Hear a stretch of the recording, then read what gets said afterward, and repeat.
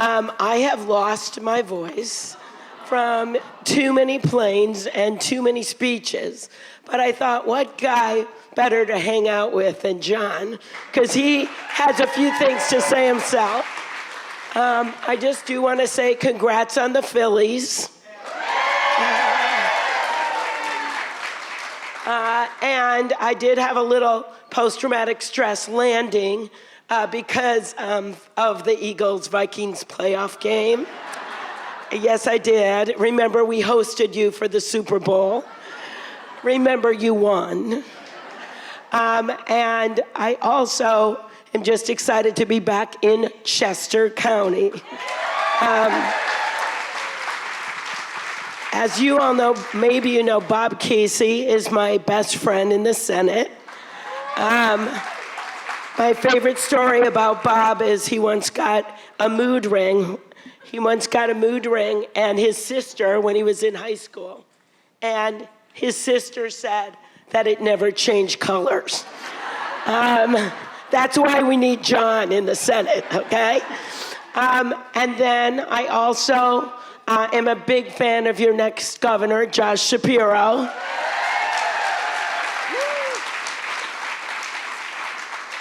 But I came for John Fetterman, and let me tell you why. First of all, I have always admired him in the way he had people's back and the way he stood up for anyone at any time. He did that as lieutenant governor, and he's done it throughout his life. And then the second reason he's my hero is because of how he ran this campaign, because he has shown us what resilience is about.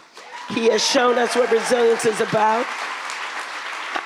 And having talked to him backstage, he is more than ready to take on the U.S. Senate. Then finally, like for a lot of you, for me this is personal, because I know what he did in Braddock. I know how he got his start in public service, and that was with a GED program. So one thing you might not know about me is that my sister struggled a lot in high school. My parents were getting a divorce, and it hit her at a really hard time. And she had some issues with chemical dependency and the like.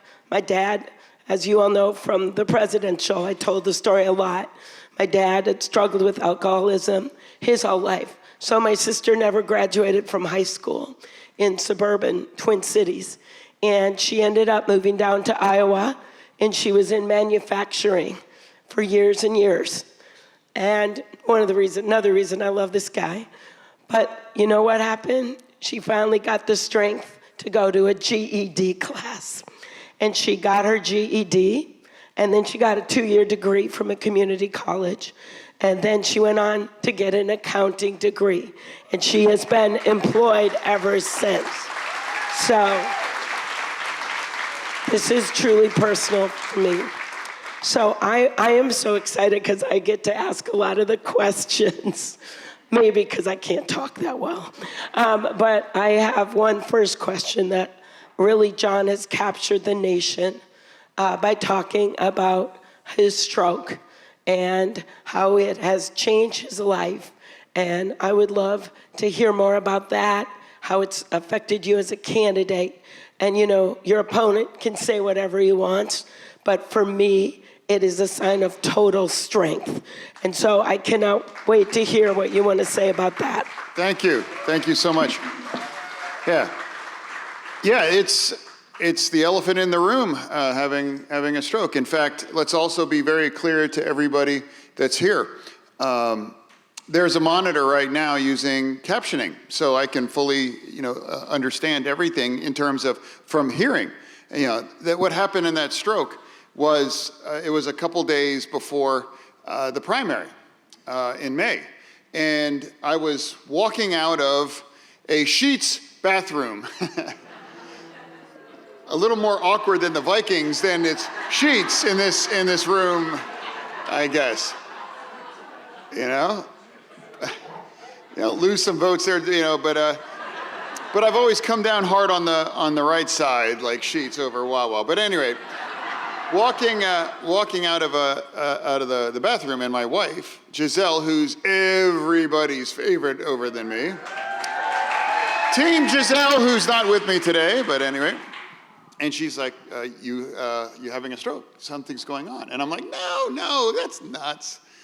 And I was arguing with them to go to the next event. I'm like, oh, let's go bang this one out. We'll be there. And but thankfully, I got to the hospital quickly, in about 20 minutes. And it was turning out to be the finest stroke facility in the state. If that would have happened in a different part of Pennsylvania, perhaps, that doesn't have that same kind of facility, or it happened at 1 a.m, I wouldn't have the honor of sitting on a stage with you right now. And that's the truth. And the lingering issue is, they called it auditory processing, which makes it, I hear and I understand everything in terms of on words, on paper, and understand what I hear. But when we're talking about very specific and having things like this, we're going to I need captioning. And that's exactly what we're using right now to make sure that I can be specific. And that's really the issue. And some people, it might be, they were maybe critical about it, or like, wow, what's going on here? And I would remind people that, half of Americans use captioning when they watch television and whatever. But it is, there it is. And I ask Pennsylvanians all across, the campaign, and I'm like, has any one of you had a personal health crisis in your life? And, people have their hands up. And then I said, well, what about your parents? Perhaps your grandparents? And 2/3 or more of the hands are up in the air. And I would say, I sure hope that you didn't have a doctor in your life making fun of it, or making jokes about it, or saying that you're not able to work. But unfortunately, I have one in my life. And if we don't need to do what we need to do in Chester County and in Pennsylvania, we're all going to have him for 6 years. And it speaks to, I think, a character, your campaign traffics in how many words that I miss, or sometimes I might mush 2 words together. But that's really become a defining thing about this, and talking about it. And that's not stopped us from running a very successful campaign, but without a doubt, we do have issues. And I've been able to connect with people just stopping on the way on the Turnpike Plaza. I had 2 people stop me, and they shared their own issues and understanding. And but yeah, it's so great to be here. But when you never think that the next time you're going to walk out of a bathroom could be your life changing, it did, and I'm so grateful to be here. So thank you so much for answering. Well, thanks, John.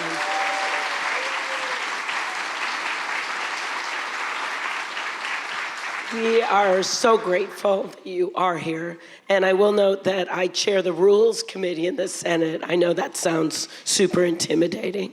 And I can tell you that we will have all kinds of whatever you need to be able to listen to people just like we have right here.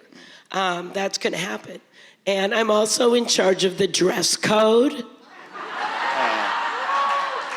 I'm going to leave that till later. Okay, so tell me.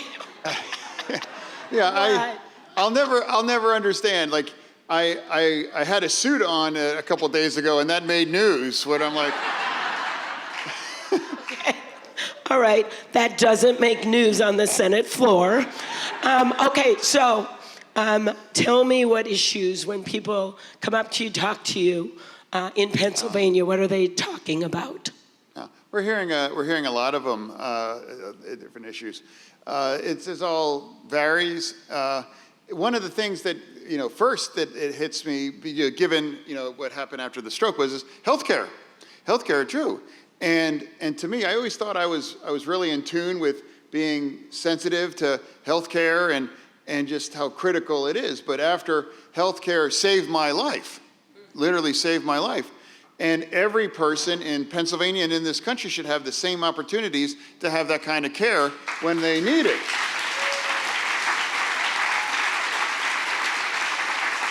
And I fully support that. It's a basic fundamental human right here. I do. And that's about expanding the ACA. It means about lowering the Medicare age. And also, I'd like to point out now that the Republicans now are considering or looking to cut Medicare as well, too. I mean, how can we? How can we do that? And I'm so grateful to know that prescription drugs costs are going to be able to negotiating now to drive that down. But healthcare has been a very big issue here that I hear about from people is true. Yeah. Exactly, and I think that is probably the issue that I hear the most about, the pharmaceutical costs. Thank you for being a leader on that, out front on that. One of the things that is frustrating for getting things done right now in the Senate is the filibuster, which means people they don't even have to be there, and they could just keep slowing things down. And I thought it was so cool that you were the first of the new candidates out there that said you wanted to get rid of it. So could you talk about that? Yeah, the filibuster is something that would stop some really good things from happening. And that's really what I've said is that, for us to get a lot of these things passed, you have to believe, and you would know better than I would, Senator, that there are going to be randomly 10 Republican senators that will now come to a moment where they're like, oh my gosh, you're right. Your agenda, I love that, and I'm going to vote for that. It's not going to have any kinds of implications for my, back in my state. And so unless you think that's ever going to happen, you have to, change that rule to get some things done. And that's at a core of my promise to any one of you is that to be that 51st vote, to supporting that. Yeah, I mean, one thing people don't know is there are already 160 exceptions to the filibuster. There's exceptions for space accident compensation. There are exceptions for anything Bob Byrd decided he wanted with tax and spend. And yet it took just 51 votes to put those Supreme Court justices on that overturned Roe v. Wade, but it would take 60 votes right now to codify Roe v. Wade into law. That is how screwed up it is. So that's why I really appreciate your position on the filibuster, because you're someone that gets that people should own their votes. They should take responsibility. Yeah. And I agree with you. As I'm sure you were shocked to dismay, and I'm sure everyone in the room is that after Roe v. Wade fell, and this is jarring. I'm 53 years old, and my entire life it was already assumed that was never going to change really. And back in 2016 when I ran my first statewide race, I actually warned that it actually could be endangered. And they were talking about wanting it to go all Texas here in Pennsylvania and in the nation. And and talk about that's another one of the issues that are very animating about people. And I'm always accounting all over on the trail. And my basic core question to every woman in the room or anyone that's maybe watching this is that if you believe Dr. Oz, that's his choice, that would be somebody you could vote for. But if you believe that for any woman that is a choice that belongs to you and that should have always belonged to you,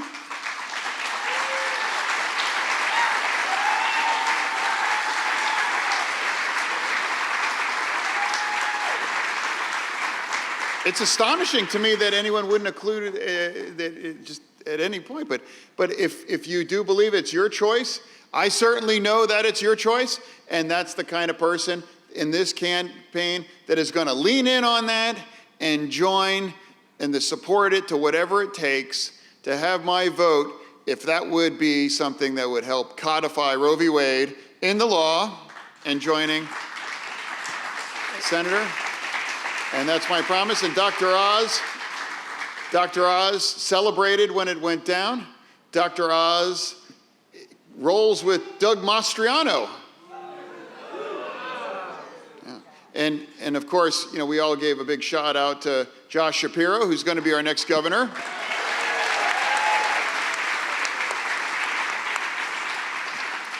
And as lieutenant governor, I've known that having Governor Wolf's back just in face, God forbid, he wouldn't be in a place to veto the big Texas bills that the Republican legislators have tried again and again. You know, that will be the pen that will stop that from falling in Pennsylvania, the veto pen.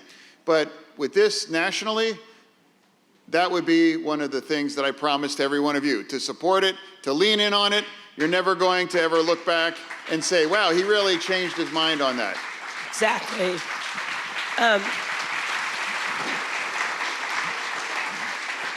One of the things that's really so bad about this is if we don't elect John Fetterman, and we will, because you're going to make sure we do, then we will have this patchwork of laws all over the country, so that people in Minnesota will have different rights than people in Texas. People in Wisconsin would have different rights than people in Kansas. And we have seen across the country how people have turned out on this issue. Who would have thought in Kansas, but they did, 500,000 people turned out and said, no, we believe in choice. And in Alaska, a Democrat beat Sarah Palin.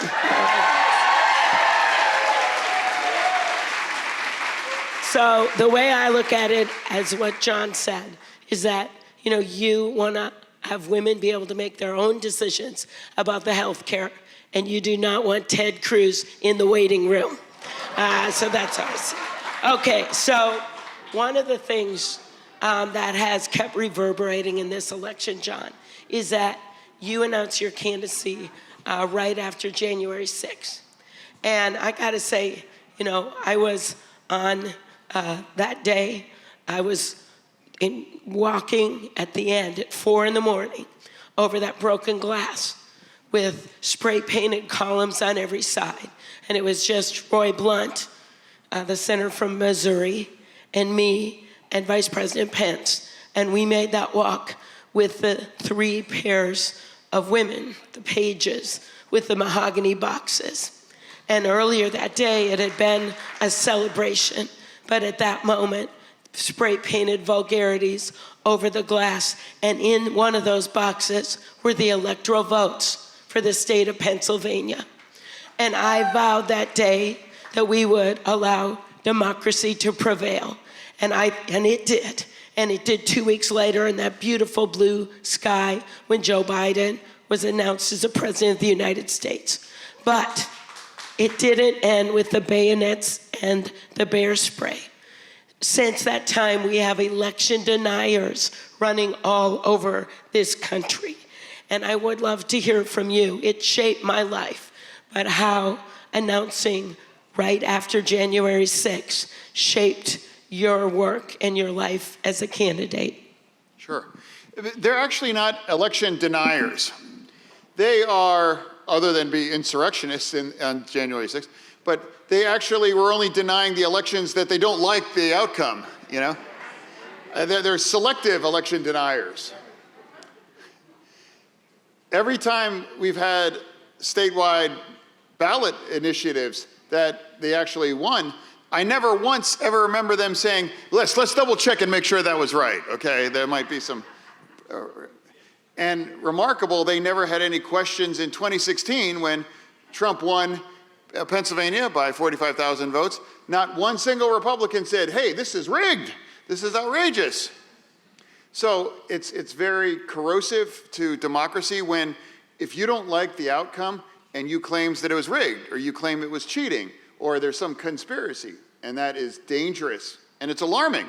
And you were, of course, there in January 6th, but watching that on TV, it was surreal. The last time I would closely match would be on 9/11, when I just felt this idea, like, I cannot believe I can't believe there's thousands of people, storming and trying to overthrow the government there in that way. It's surreal. And even now, it still reverberates. You have, Trump has called, and he would pardon every one of the insurrections that day, pardon everyone. And of course, Dr. Oz would support that. Police died there and other things, and if you believe that they have a pardon, we can't, I just can't believe anybody would, Republican or Democrat could ever believe that's even true. And in 2020, they denied that it wasn't secure, but the truth is that it is very secure and it is very safe. Nearly 7 million ballots in Pennsylvania were cast, and there was 5 cases of voter fraud in Pennsylvania. 5. Yeah, you have a better odds of stopping at the Wawa and buying a lottery ticket of hitting the jackpot than actually encountering genuine vote fraud in Pennsylvania. But even the irony on that is that every one of them was they were Republicans using their deceased mother's ballots to vote for Donald Trump. They were all stopped, arrested, and convicted, and they're all on probation. Yeah, it just, and pushing back on that, like I did as one of the faces in Pennsylvania during that 2020 election, is the kind of voice I would bring to Washington, D.C. to make sure that we cannot ever be in a place. That's the primacy of democracy. Some of us may love an election outcome, or we may despise it, but we stand with it. That's the promise of democracy. Exactly. Exactly. I think I said that day, this is a moment where, and I think about you, our democracy brushes itself off, moves forward, as we always do, one country under God, indivisible with liberty and justice for all. That's what this election is about. Now, you mentioned police, and I thought of our officers at the Capitol. 140 of them were injured. Several of them died in this attack. And one of the issues that's been discussed in this campaign is crime. And I know you stand with our officers, and Dr. Oz has been out there trying to paint you as extreme on crime, especially on crime. But the reality is that you have a strong record on crime. And please explain to everyone your strong record on crime so that they can go out there and tell the truth. Yeah, that's the truth. As a Democrat, I'm actually running on my record on crime, and that's the truth. As mayor of my community in Western Pennsylvania, it was a community that had significant gun violence issues here. In fact, that's how I ended up running for mayor in the first place, was that 2 of my students died in a very violent way to guns. And I decided to run, and I wanted to fight that and confront that. And that's exactly what we did. And what we did was working with the police department, funding the police, making sure that they have the resources and a better wage that they deserve, and other kinds of support. And we also partnered with the community, too, to make them a working partnership. And the thing I'm most proud of during my time as mayor is that we stopped the killings for over 5 years as mayor. Never accomplished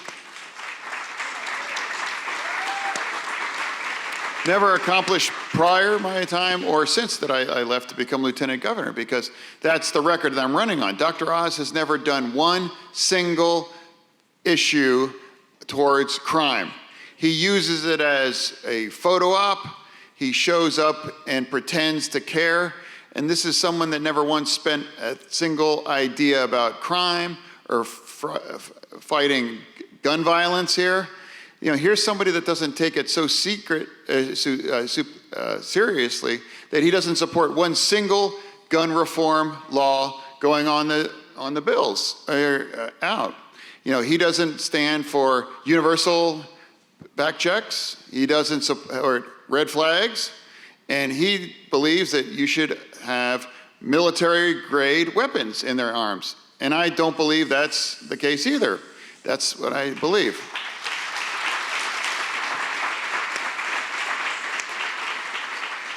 I'm not sure how you can be considered very pro-police if you don't support getting as many guns off the street that you can that don't belong on there.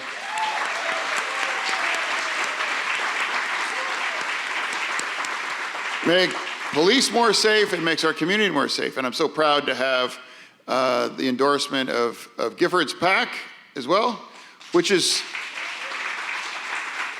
also stark because they actually endorsed Pat Toomey back in 2016. And they're with us now because we understand what really matters and what needs to happen. And that's what I support. So that's the truth about crime. And they've spent over, I think it's $70 million on that, $70 million. And despite all of that, we've still been able to sustain all of those attacks. And it's also remarkable that he has not run one single positive ad about himself. It's about distortion and fair-mongering and trying to create a picture that isn't really the case. And I'm proud of the record that I'm running on it and actually being the only person in this campaign that actually successfully addressed and fought for gun violence here. And it's something I take so seriously that as mayor, you know, I'll never forget, I saw the very first victim and I started putting those dates on my arm all the way back in 2006. So more than 16 years ago, I've been something personal to me and has been something that became a magnificent obsession of mine in order to address it in a way to stop the killing and stop getting those awful calls at 2 o'clock in the morning that was part of being mayor. So. Exactly.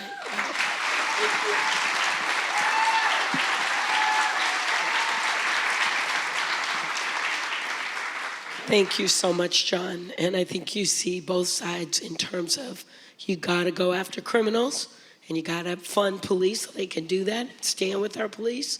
But you also have to do something on gun safety. And I really appreciate that.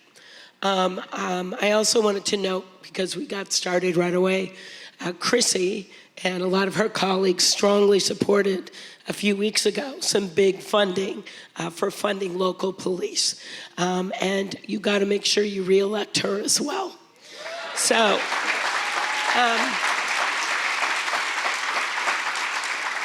now I hope you notice as we go on here who has the stronger voice. It's kind of a metaphor. As I think what you said, John, is that everyone goes through their own health crises, right? And I think this wasn't intentional, but maybe it's a symbol of the fact that everyone has things happen to them. I had breast cancer. I made it through that. And I cannot tell you, I think this guy will keep going forever, but I want to get to something really, really important, which is inflation. And I know you have been out there talking about bringing costs down for people, whether it's pharmaceuticals, we already talked about that, but whether it's housing, childcare, and the like, and the cost of goods, how important is that? And talk to me a little bit about what you've been hearing from people about inflation and why it's so important to bring costs down for families. It absolutely is critical, and it certainly is a very critical issue here in Pennsylvania and also in the nation. And it's really truth, and it's really, you can't really fight inflation if you don't really understand what inflation is or you don't experience it themselves. And here you have with Dr. Oz that owns 10 gigantic mansions that wouldn't understand what it really looks like and what it really feels like. You know, this is a man that quite literally doesn't understand how to shop for groceries. You know, he makes fun of me missing words. Here's a guy that thought he was going into Wegmans and was actually in a Redner's and thought he was actually shopping in Wagner's. And he didn't even understand how that worked. And this is a guy, and there's literally a video he was having a kind of a conversation like you and I are having, where he claimed that food should actually cost even more. That's the truth, it's there. And he believes meat should be actually $90 a pound. That's the truth. That's the truth. So he doesn't understand, that, so you can't fight that. And it's like talking about pushing back against the corporate greed right now and the price gouging. Because that price gouging is so much of this. I mean, think about that. If inflation was bad for companies, why are they getting their record profits right now, all the time? If inflation, who does inflation hurt? Every one of us. It sure doesn't help, it doesn't hurt corporations. We have to stand up to that kind of thing. It's so critical that we address that as an issue. And of one of us, which one of you believes is going to confront and push back against price gouging and everything, versus me or somebody like Dr. Oz? Another thing, we need to start making more stuff in Pennsylvania and in America again.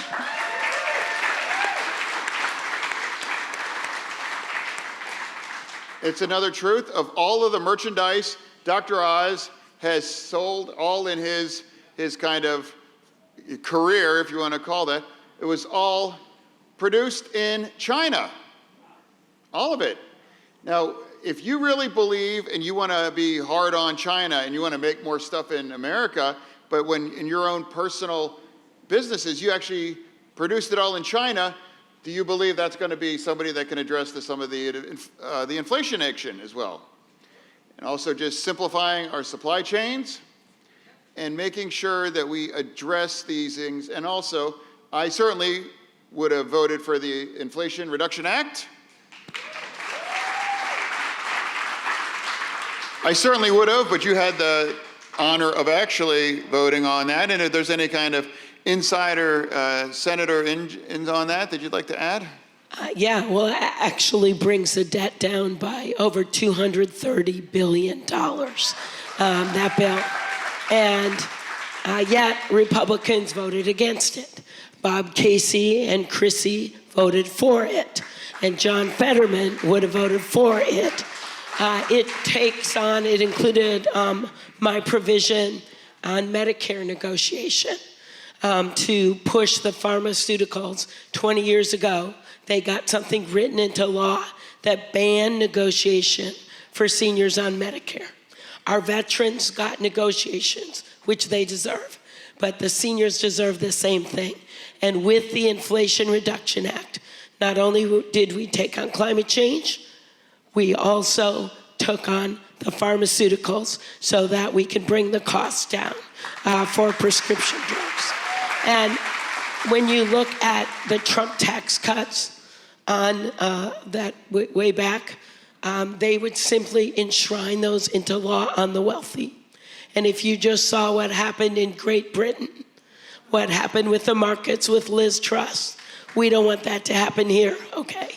And that is why when you've got a candidate that has the backs of the people of Pennsylvania and is willing to talk about paying for things and bringing down our debt like the Inflation Reduction Act, that's a candidate you want to vote for. Yeah, no, I mean, seriously, yeah. They grab their pearls about, $1 trillion investments in working families and building up, the middle class. But they can't get enough of trillions of dollars for taxes reductions for the corporations and everything. And so, Dr. Oz supports keeping them remain. And of course, that's certainly, if trillions, are going to just continue to add to inflation as well. And that's really the truth. So it's an issue. But another thing, just like crime or anything else, he literally doesn't have a plan, other than to talk. And that's been a hallmark of his campaign. Just not any plans, just cheap photo ops or just empty kinds of arguments that are hypocritical about the things that they have chosen to support. Exactly. And what really captured me early on, John, and I said this on The View yesterday, is that you actually live in this state, which is a cool thing. Okay. It's such a bonus, you know? Makes it so much easier. Yeah, no, I know. It's like, there's so many surreal moments about this whole election where I never thought anybody would be running for the Senate for somebody that lives in a different state. I never thought this was somebody that would, so many things. And let me say, I want to be clear, there's nothing wrong with living in New Jersey. It's a fine state. But I do think it's kind of an issue where people need to understand, like, how, if you don't live here or have never lived here, could you ever fight for Pennsylvania? Exactly. And they already have 2 senators in New Jersey. Like, they don't need a third one. Okay, so one of the things that I noticed about your campaign as I get around the country, what I noticed about your campaign is that you have gotten the endorsements of a lot of unions, which are so critical here in Pennsylvania. Do you want to talk a little bit about why organized labor is so important to you? Yeah. The union way of life is sacred. It really is. I know you share that with me. I know Bob Casey does. Talk about, Mr. Senator for unions. And to me, I can't think of very much more anti-American than to be anti-union. It doesn't make any sense.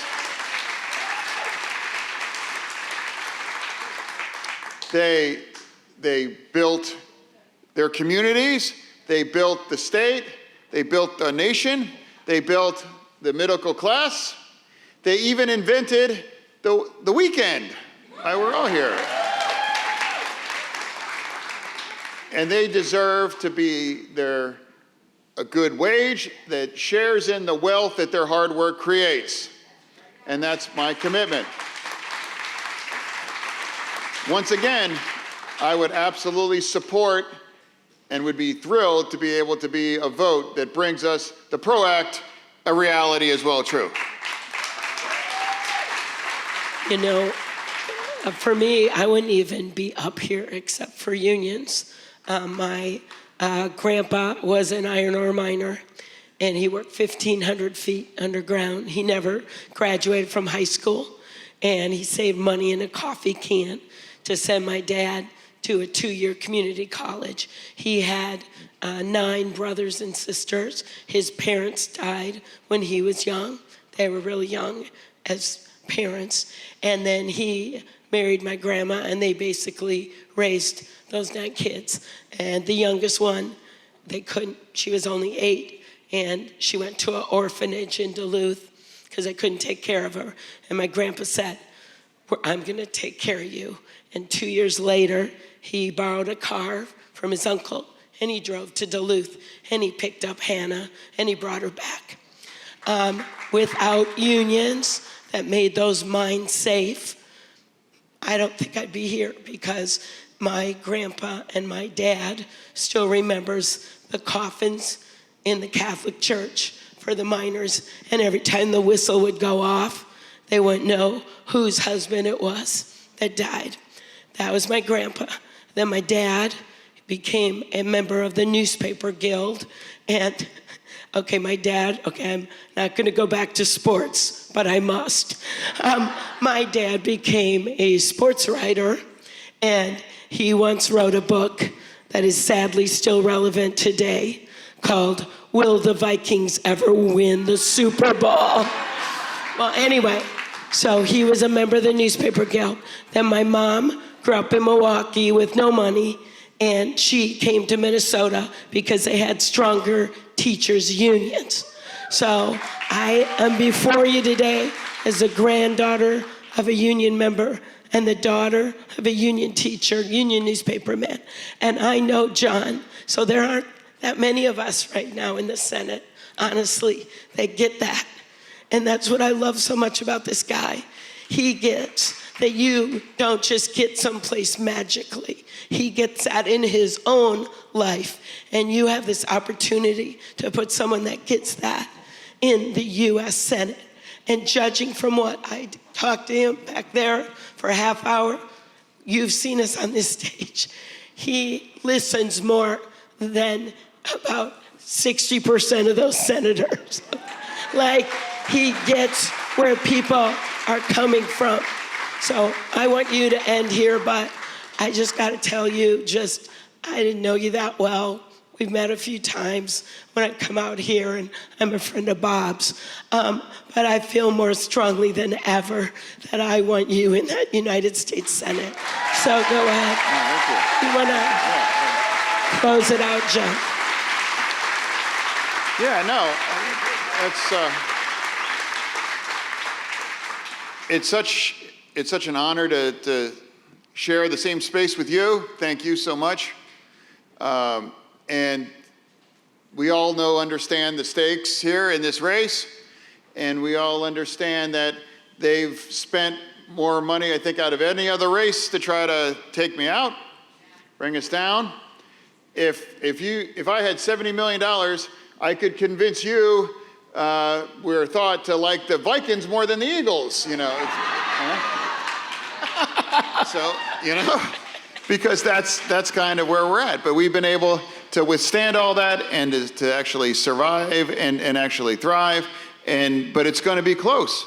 If you look at the races all across the nation, it's going to tighten and tighten and tighten. And, we all need to lean in and stand to understand what's at stake here in this race. And that's exactly where we're at.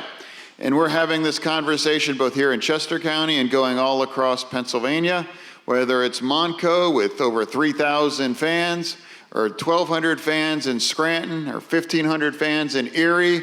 We've been running a campaign to everybody in all this, and I just have learned a lot from having the stroke that, having getting knocked down, you can always get back up and just keep pushing and fighting for that as well. So I just want to thank every one of you for coming out to be a part of this conversation, and just know that it's 17 days away.